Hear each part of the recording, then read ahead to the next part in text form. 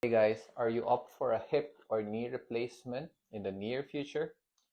Here are things that I want you to understand and to learn prior to getting the surgery so that you won't be too shocked. First one, I would highly recommend that you go for a pre-op exercises. Why? Doing the exercises prior to the surgery would help our muscle memory be there so that after you had the surgery, when you go for physio or when you're doing your recovery, it's going to be easier for you. Another one would be to review our precautions. Some approaches for hip or some approaches for the knee would require us to follow certain precautions or contraindications for now while we're still recovering. This would help prevent us from dislocating the implant or making the implants loose.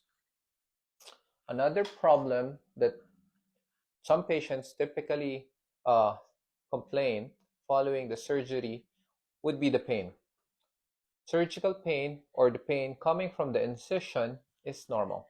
However, we have to look out for if you suddenly get fever or if the fluid is oozing too much, we have to go back to our doctor. Next one, three important things that I want you to focus after the surgery would be regaining your range of motion. So for example, for our knee, we usually require them to gain more of the extension. Why? This one would help for the walking.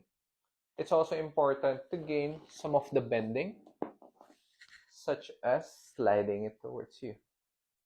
Next would be also activation of the muscle groups that we require for our day-to-day activities. So we can use towels and bands just to activate our legs properly, or just to lift it up. However, sometimes following a hip and knee surgery, patients struggle activating those muscle groups.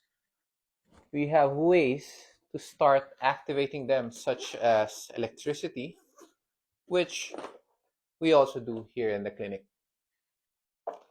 Lastly would be to correct our walk. Early on, we want to correct and address your gait pattern already in order for our muscle memories to be there and we won't struggle regaining back a proper gait pattern. Those are the things that I want you to learn prior to getting your hip and knee replacement done.